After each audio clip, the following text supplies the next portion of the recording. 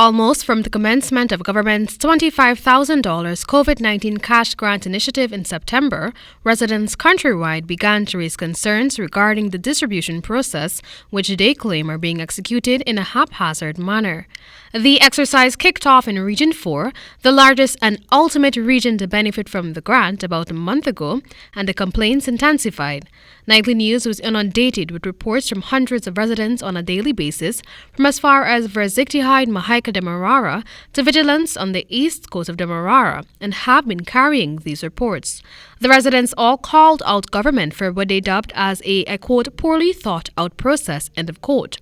During the interviews, they alleged that distribution clerks skipped homes and did not present many with the opportunity to use the query slips. They also opined that they were being marginalized and discriminated against due to their perceived political affiliations. Another common thread in the complaints is that although President Ali in August announced that the grant would be given to each household, which was mostly the case in the inception of the exercise 4 months ago, this is no longer happening. The reports indicate that spasmodic homes in the various communities are being visited and given the grant, and for all others, the infamous pink slip is being offered with the promise of future payment. Even at properties where there are clearly defined landlord-tenant arrangements, the tenants are being denied the grant and instead given the query form, and the question is being asked whether the money has run out. Nightly News put these questions and concerns to the minister spearheading the process, the local government and regional development minister Nigel Dharamall, who stated that he is totally oblivious to the plethora of complaints from thousands of residents which have been in the public domain for months now.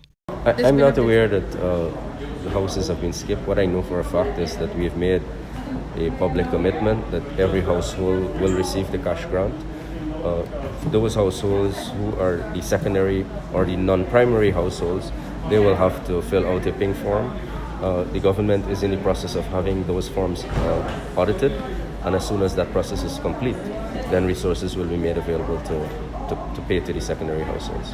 His denial of knowledge of the issues was stated in response to this newscast seeking answers to the concerns raised by scores of residents along the East Coast corridor. Speaking to the issue of persons who were not at home at the time the officials visited, the local government minister stated that systems are being put in place to have distribution clerks revisit those areas. People have reached out to me where that is concerned as well, and we have tried to get our teams on the ground to go back to those households and get them resolved.